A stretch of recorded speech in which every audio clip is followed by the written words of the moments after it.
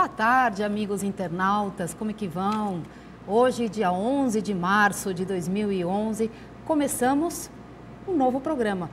O meu entrevistado e amigo e convidado é o Alexandre Monteiro, que é formado em Educação Física, fisiologista, personal trainer e desenvolveu uma maneira própria de atender os seus clientes. Vocês vão saber já já. Obrigada, viu, Ale? Eu que agradeço a oportunidade, Ivana. Que bom. Gente, eu queria falar com vocês a respeito do livro Flama Espiritual, do Wagner Borges, que a gente falou em sortear no programa passado. Então, vamos sortear nesse. Quem mandar para mim, online mesmo, vocês podem mandar, ou se não no meu e-mail, ivana@justtv.com.br, vocês podem mandar um e-mail dizendo, eu gostaria muito de ter esse livro e o que é projeciologia. Quem mandar e falar o que é corretamente projeciologia, vai levar o livro. Bom, é isso. Tem algum recado aqui para dar para a turma hoje? Não? Espero que vocês tenham tido um bom carnaval. E agora, depois desses carnavais, né, muito loucos, vamos nos cuidar, não é, Ale? Vamos lá. Então, Ale, o que você tem? Como é que você atende os seus clientes, né? Porque a gente vai falar sobre respiração, né? E qualidade de vida. O que é qualidade de vida para você? Bom, primeiramente quero agradecer o convite, agradecer as pessoas que estão prestigiando e convidar as pessoas para interagir conosco, fazerem perguntas, né? Que a gente está aqui para as perguntas serem respondidas. Bom, qualidade de vida, né? Qualidade de vida envolve aspectos relacionados ao bem-estar. E esse bem-estar, Ivana, ele pode ser um bem-estar físico, social, até mesmo econômico, um bem-estar psíquico, emocional, né, que vão oferecer à pessoa uma qualidade de vida favorável para que ela possa desfrutar bem, ter um bom convívio com as outras pessoas e também viver, digamos, em paz, né? E com esses aspectos ocorrendo de uma forma, como eu poderia dizer, proveitosa mesmo, né? Para que ela possa viver em equilíbrio, em paz com ela mesma. E como é que, Alexandre, como é que você começou esse teu trabalho? Como é que você, em que ele consiste? Bom, assim, a respiração, é interessante a gente relacionar a respiração à qualidade de vida e a uma forma de trabalho, né? É muito diferente de que algumas pessoas acreditam. A respiração ela é extremamente importante porque ela ajuda a gente a lidar com aspectos do nosso dia a dia, como aspectos emocionais ou sensações físicas, de uma forma muito bacana, que ofereçam qualidade de vida, tá? Esse trabalho consiste envolvendo, além da respiração, eu não diria treinamento, mas sim num programa de exercícios físicos direcionados às necessidades e aos objetivos das pessoas. Entendi. E a respiração, ela, digamos, seria somente responsável pela entrada de oxigênio no organismo ou é algo além? Bom, a respiração basicamente ela é responsável pela entrada de oxigênio e liberação do gás carbônico, né? Só que ela envolve outros aspectos, né? Bom, quando nós respiramos, além da entrada essa entrada de oxigênio ela pode ser feita de uma forma voluntária ou involuntária. Por exemplo, você pensa para respirar enquanto está dormindo? Não. Você pensou até agora como você está respirando? Não. Não, né? Bom, isso ocorre naturalmente. A gente vai dormir e a gente não pensa para respirar. Mas, por exemplo, se eu pegasse um balão de festa e fosse enchê-lo agora, né? Eu ia pensar a forma como eu ia respirar, né? Os fumantes, eles conduzem a respiração deles de uma forma voluntária. Talvez até também por isso o fumo seja bom para eles, porque eu acho que é o único momento que eles conseguem pensar na sua respiração e adequar a entrada de ar no pulmão deles de uma maneira diferente do dia a dia. Bom, Então, quando a gente respira... A não ser que se torne automático, né, também, o fumo, né? Assim, Aquela coisa ansiosa, não é? Sim, mas acho que é a maneira que o ar, que eles conseguem conduzir o ar de uma maneira regrada, voluntária. Eu digo voluntária, né? Não regrada, mas sim voluntária. Bom, então, a respiração ela pode ser voluntária ou involuntária. Quando você dorme, você respira involuntariamente, é um processo natural do seu sistema nervoso. E quando você enche um balão, também é um processo natural do seu sistema nervoso, mas não um sistema nervoso autônomo, e sim o somático. Né? Nossa. E essas fotos estavam aí, né? Sobre... tem algumas imagens de formas de como a respiração é conduzida, né? Tem uma primeira imagem, né, que mostra o pulmão, todo o sistema respiratório, na verdade, né? Então, o ar ele entra pelo nariz, desce pela faringe, pela laringe, pela traqueia, até atingir os alvéolos pulmonares, que são as extremidades, já lá dentro do pulmão, passando pelos brônquios, né? Sim. O interessante é que os alvéolos, a parede deles é tão fina, que quando a gente inspira, o oxigênio consegue atravessar a parede do alvéolo pulmonar. Mas esse caminho é muito importante. É importante o que ser observado? Que a respiração aí, ela é feita pelo nariz. Sim. Quando a gente respira pelo nariz, o ar, ele é filtrado. Então, impurezas, toxinas ficam nas fossas nasais, nos pelos que ali estão. E o ar é previamente aquecido antes de adentrar o nosso organismo, atingindo uma temperatura adequada para que possa chegar aos nossos pulmões e chegar no nosso sangue e daí ser distribuído por todo o nosso corpo. Ao passo que, quando nós respiramos somente pela boca, né, não temos o hábito de respirar pelo nariz, o ar ele entra pela boca, essas impurezas elas não são filtradas, o ar ele entra no nosso corpo com uma temperatura não adequada, né? E ocorre o processo de respiração também, mas não é adequado fazer isso, né? Tem uma outra imagem que mostra também o nosso sistema respiratório, mas aí a ação da respiração, ação mecânica, né? Aparece uma imagem do pulmão, e das costelas, lateral. E aí a gente encontra, primeiramente, lá embaixo, rosinha ali, tem o diafragma, né?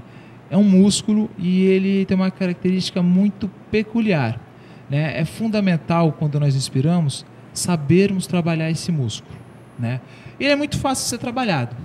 Ele é trabalhado quando nós fazemos uma respiração na qual a gente projete para frente a nossa parede abdominal. Porque quando nós fazemos isso, o diafragma ele se contrai. E quando o diafragma se contrai, ele abaixa, fazendo com que os pulmões se expandem completamente, fazendo com que o ar penetre em todos os pulmões. Mas deixa eu te perguntar uma coisa, eu sempre tive uma dúvida. O diafragma não é um músculo involuntário? Mas se a gente consegue conduzir uma respiração de forma voluntária, a gente consegue fazer com que o diafragma ele se contraia mais e o ar penetre por todo o volume dos pulmões, né? A gente podia até pensar em fazer uma demonstração. É mesmo, cadê o Omar? Omar, ele está querendo fugir, ó. Bom, a gente prepara uma demonstração para ver como que essa respiração pode ser conduzida e quando o diafragma é mais ou menos estimulado, né? Então a gente pode fazer o seguinte. Deixa eu segurar o microfone para ele. Omar, então. Faz uma gentileza. Omar, você vai deitar no chão. Por favor, Omar, se você puder deitar aqui, agradeço. Isso. Eu vou pedir inicialmente, Omar, para que você mantenha os seus joelhos flexionados e a sola dos pés no chão e deixe os braços soltos aí, né? Vamos ver como o Omar respira. Se ele respira utilizando apenas essa região superior do tronco, se ele envolve a parte média do tronco e a parte baixa também. Omar, respira por gentileza.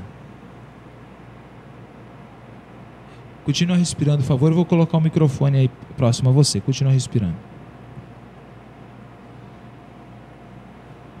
Eu não sei se os nossos amigos internautas conseguiram ouvir, mas o Omar, por exemplo, ele faz um barulhinho ao respirar, né? Sim. Eu percebi também que o Omar, ele envolve uma respiração alta aqui. O interessante é o Omar aprender a respirar com a parte baixa do abdômen. O que significa respirar com a parte baixa do abdômen? Na verdade é respirar utilizando toda a capacidade dos pulmões, né? Eu vou colocar esse livrinho aqui e vou orientar o Omar para fazer o seguinte. Omar, eu quero que você inspire pelo nariz, mandando ar apenas para essa região baixa aqui, tá? Pensando o seguinte, seu umbigo subindo e descendo e controlando a intensidade da sua respiração. Inspirando pelo nariz, procurando não fazer barulho. Tá bom? Eu vou botar o livro para, acho que fica mais fácil do pessoal poder visualizar, o livro subir e descer, né? Então percebo, o livro quando o Omar inspira, sobe, e quando ele expira, desce.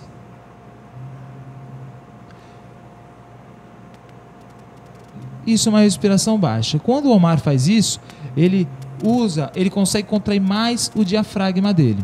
Também a gente pode trabalhar uma respiração apenas média, né? Na qual o Omar vai tentar inspirar. E Omar, eu quero que você imagine o ar entrando entre as suas costelas, né? As suas costelas se abrindo, como se fossem um guarda-chuva, né? Imagine o ar também indo para a parte de trás das suas costelas. É interessante. Bom, vamos observar o livro subir e descer aqui na respiração do Omar. Interessante a gente tomar nota do seguinte: nossos pulmões, imaginar os nossos pulmões, quando a gente for respirar, de uma forma tridimensional. Ou seja, o ar tem que ir para cima e para baixo, para um lado e para o outro, e para frente e para trás dos nossos pulmões. E a gente pode também fazer com o Omar uma respiração alta. Agora o Omar não vai deslocar o ar nem para baixo e nem na região média do tronco, apenas aqui para cima, Omar. Isso. Com isso ele está estimulando a respiração dele, fazendo-a de forma voluntária e aprendendo a dominar entre aspas, o seu sistema nervoso. E agora eu vou pedir para o Omar juntar as 3 respirações. Então, Omar, quando você inspirar, inspira com a parte baixa, média, alta. Quando você soltar o ar pelo nariz, Omar, solta o ar da parte superior, média e baixa, né? Esse exercício, Ivana, é muito interessante das pessoas que estão em casa fazerem sempre ao acordar e ao dormir, porque elas vão conduzir no seu dia a dia, aprender a conduzir no seu dia a dia, disciplinar a sua respiração, e com isso elas vão ter um dia mais adequado, porque esse tipo de exercício simples desse jeito ajuda na condução e no reconhecimento, na condução do sistema nervoso e no reconhecimento das nossas emoções, das nossas atitudes no dia a dia. Em quanto tempo você acha que você consegue fazer com que essa respiração se torne natural? Você precisa fazer o exercício para sempre, digamos assim? Eu faço para sempre, porque quando eu fico, por exemplo, muito ansioso, né, eu falo, opa, alguma coisa está errada aqui, eu tenho que aprender a controlar a minha respiração. Omar, obrigado, viu? O Omar já estava quase dormindo aí. Olha, já tem umas perguntas dos internautas. O Júnior diz assim: boa noite, Ivana, saudações a você e ao Alexandre.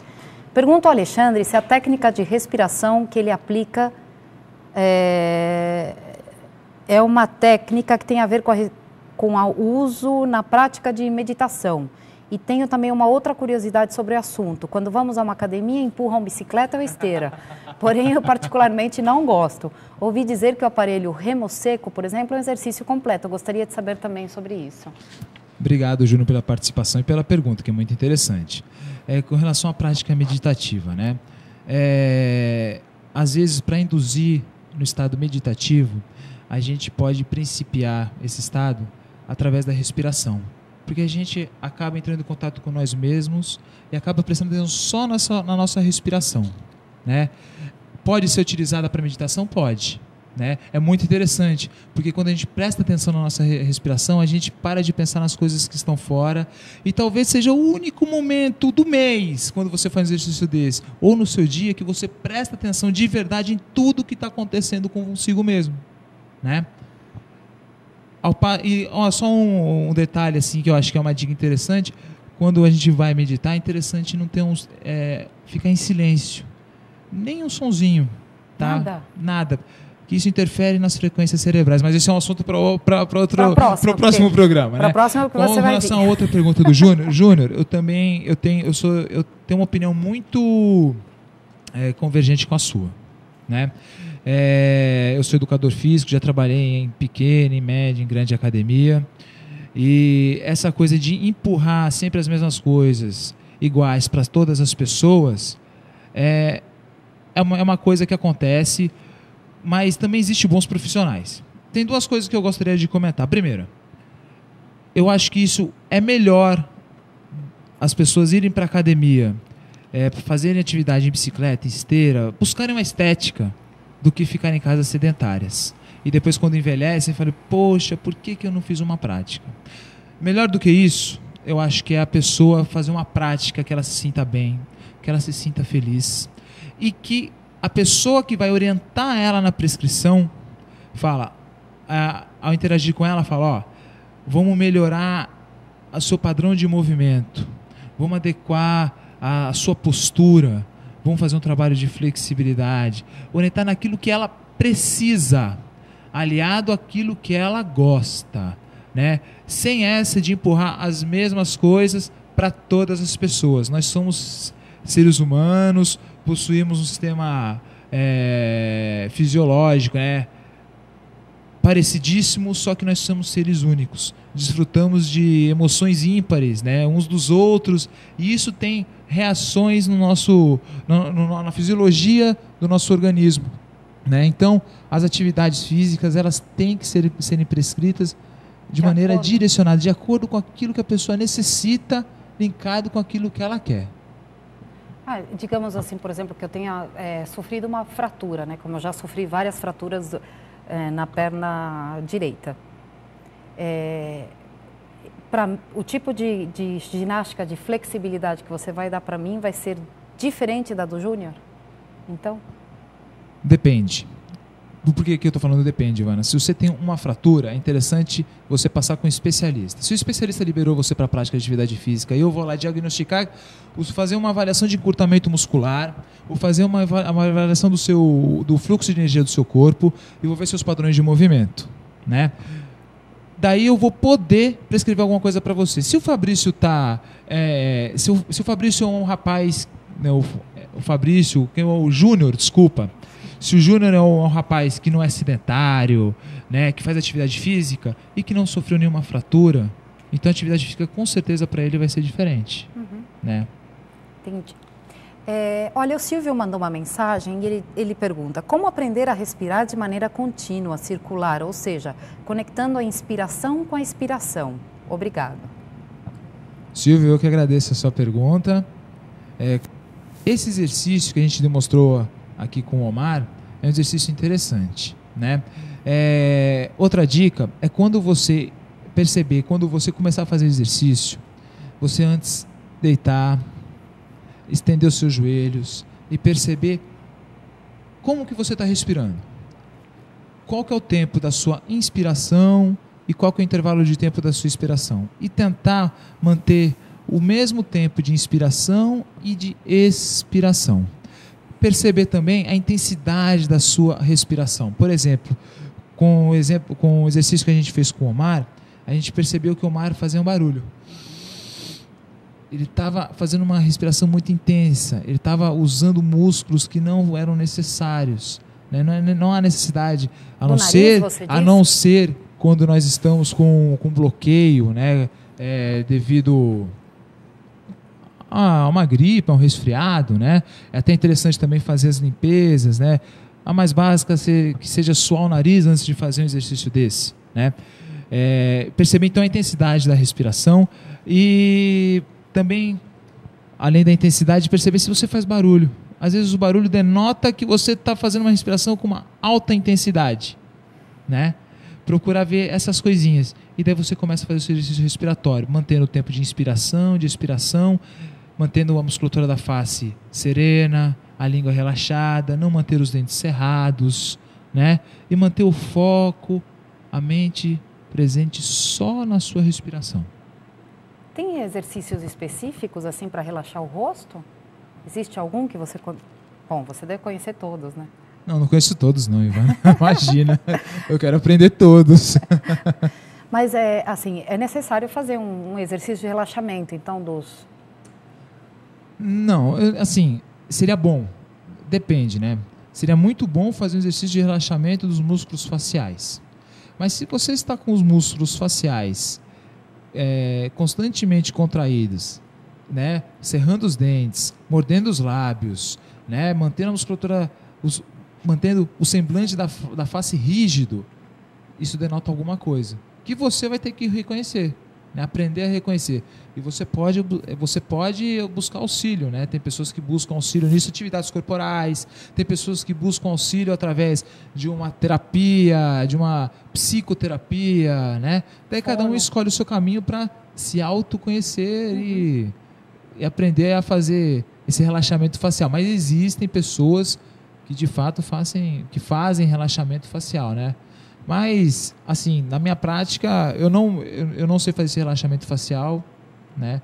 A não ser com as instruções que eu vou dando e tem tido algum resultado. Que legal. Ó, o Gilson está perguntando, eu tenho uma barriguinha grande, barriguinha grande, hein? Então eu costumo respirar sempre com a parte de cima para a barriga não parecer muito. Isso pode fazer mal? Muito legal a sua pergunta, Gilson. A gente agradece a sua pergunta também. Pode fazer mal, sim, Gilson. Por quê? Você não está trabalhando com o diafragma. Você não está usando a capacidade total de captação de oxigênio através dos seus pulmões. E o que isso representa? Uma falta de oxigenação no seu organismo, como, por exemplo, uma falta de oxigenação do seu cérebro. Se o seu cérebro não está oxigenado, você tem um raciocínio mais lento, né? E raciocínio lento no sentido de você não estimular todo o potencial do seu cérebro, né? Você não tem uma oxigenação da periferia do seu corpo, né? Os seus vasos sanguíneos não estão devidamente oxigenados, além de muitas outras coisas, né? Isso pode acarretar também taquicardia. Ah, é? Pode. Nossa. Né? Por exemplo, vamos dar um exemplo aqui de um estado de taquicardia, uma hiperventilação. A gente tem, acho que, uma imagem de hiperventilação. Tem lá. Tem? Então, o que significa? Essa daí, hiperventilação? Com a moça com a mão no peito, né? Com uma mulher com a mão no peito, né? Tem a hipoventilação e a hiperventilação. Né? O que seria a hipoventilação? A hipoventilação, por exemplo, eu vou subir uma escadaria correndo. Subo, chego lá em cima, falta o ar. Hipoventilação, meu organismo não está ventilado, não há entrada suficiente de oxigênio para produzir energia para que eu possa subir a escada tranquilo ou continuar subindo. Entendi. É um estado de hipoventilação, né? Eu não consigo captar oxigênio suficiente. É o estado do Gilson, por exemplo. Entendi. Ele ocasiona o estado de hipoventilação no organismo dele. Ao passo que o estado de hiperventilação é o contrário, né? Por exemplo, pessoas que têm o transtorno do pânico e sentem aquele taquicardia, as pessoas estão hiperventilando, estão inspirando muito oxigênio, hiperoxigenando ele. Há um estado de hiperventilação, né? Sempre os extremos não são saudáveis. O interessante é quando você está, por exemplo, em estado de hiperventilação e você fala, opa, o que está acontecendo comigo? Por que eu estou assim? Né? E falar, vou tomar conta da minha respiração. Por quê? Vamos supor que a gente viveu um estresse, né? Vamos supor que você está em São Paulo, num dia de chuva, né? Com o trânsito engarrafado, atrasado para um compromisso. Acho que algumas pessoas já passaram uma situação dessa mesmo, ou parecida com essa, né? E você começou a ficar irritado. Numa situação dessa, o nosso sistema nervoso ele reage. O nosso sistema nervoso autônomo. A história da evolução do ser humano, a nossa construção biológica, né? Ela foi feita para sobrevivência. O ser humano ele teve que aprender a caçar, a lidar com os fatores ambientais, né? Com fogo, com trovão, com a ventania, né? O instinto de sobrevivência está sempre atento. E a gente acaba estimulando com isso o sistema nervoso simpático. Então, quando você está no trânsito, por exemplo, você começa a ficar irritado, o sistema nervoso simpático ele começa a funcionar. O que é o sistema nervoso simpático? O sistema nervoso simpático é aquele que... Vamos trazer algumas imagens, né? Tem. Omar, tem imagens do parasimpático aí Tá numa pastinha separada. Do simpático e do parasimpático, né? Vocês vão ver uma imagem em que eu vou trazer alguns símbolos, né? O simpático é o sol, é aquilo que abre, é aquilo que provê. Então é aquilo que libera adrenalina, é aquilo que libera os hormônios para que você entre no estado de alerta, de atenção, né? O parasimpático é o contrário, é o que fecha, seria a lua, seria o feminino, né? Então, depois que você, por exemplo, tomou um susto, um cachorro veio atrás de você, se você saiu correndo, você não falou, pô, vou me aquecer, deixa eu fazer um alongamento, deixa eu aquecer as minhas articulações, espera aí, cachorro, agora vamos lá. Não, o sistema nervoso simpático, ele abre, libera o que tiver que liberar, você corre, depois que fugiu do cachorro, entra a ação do parasimpático. É natural até quando há uma hiperestimulação, e depois ocorre a ação do parasimpático, você, relaxei, nossa, que coisa boa. Né? Quando a gente respira, entra no estado de hiperventilação, por exemplo, a gente pode dominar esse sistema nervoso autônomo, que é de dificílima dominação. Então, nós temos músculos que ajudam não só o diafragma, na nossa respiração. Então, quando a gente usa, através do nosso sistema nervoso somático, que é o sistema nervoso ligado aos nossos músculos, a gente fala, agora eu vou soprar o balão. Opa, o que está acontecendo? Deixa eu controlar minha respiração. Mesmo que seja com barulho.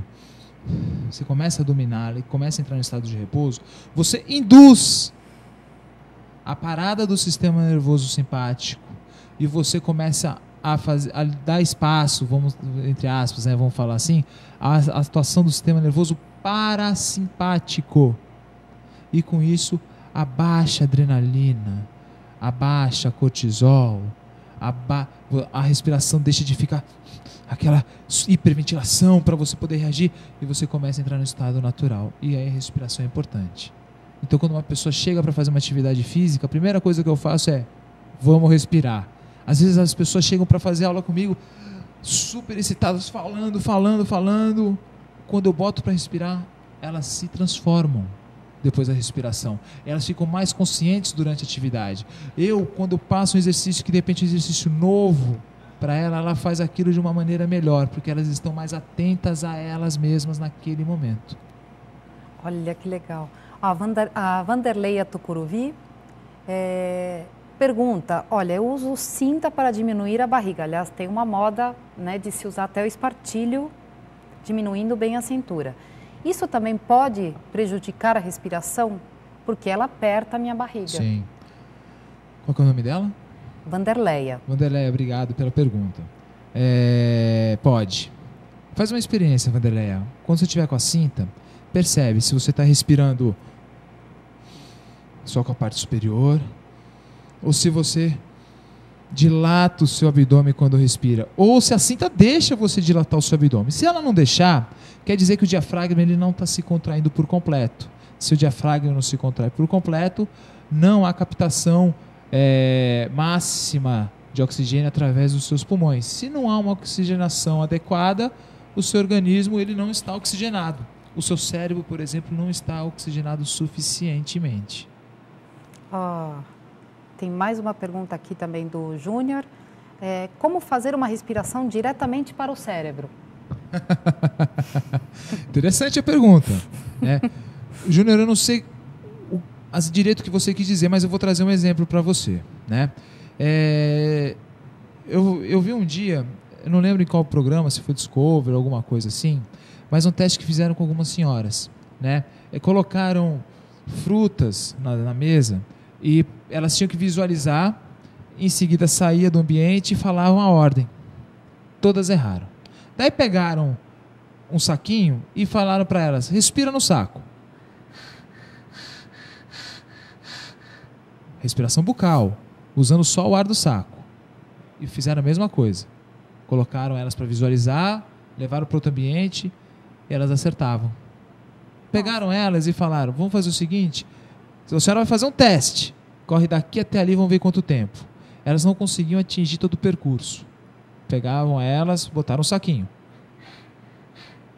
Agora vai. E conseguiam atingir o percurso.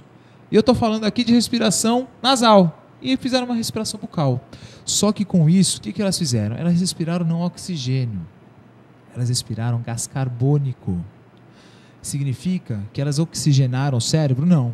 Que elas carbonizaram o cérebro. Carbonizaram é brincadeira, né? Mas elas só respiraram gás carbônico. Diminuiu a atividade cerebral. O que acontecia com elas? Que elas estavam ansiosas. E o gás carbônico, como não havia atividade cerebral, baixou a atividade cerebral, baixou o estado de ansiedade delas, e elas então conseguiam fazer o que o teste, né?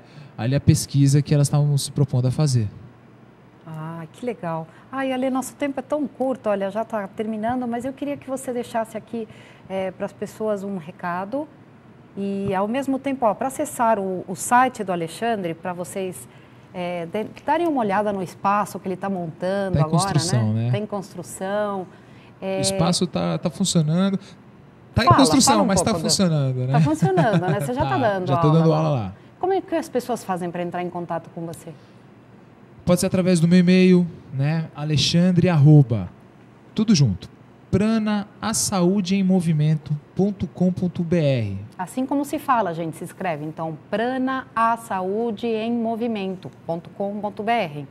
Então, aí vocês mandam um e-mail. Podem mandar e-mail para saber mais sobre respiração. Vou ter muito prazer em responder a todos. Além do que, o Alexandre vai vir outras vezes aqui para falar um pouco mais sobre saúde e qualidade de vida. O Jonas parabenizou o programa porque eu fumo um maço de cigarro por dia, isso deve prejudicar muito a minha respiração. Obrigada, Jonas. E a Ana também diz que faz aula de respiração com o Alexandre e já há uns 3 meses a vida dela mudou e aprendeu a respirar conscientemente. Que bom, Ana. Eu espero que mais pessoas como você acessem o site, o contato do Alexandre Monteiro, e ele vai estar aqui outras vezes com a gente. E eu agradeço muito. Obrigada, Ale, por você ter vindo aqui. Convite. Eu espero assim que tudo que a gente falou seja de proveito para o bem das pessoas, que elas possam se reconhecer, que elas possam adequar melhor o seu dia a dia e ter uma qualidade de vida muito melhor.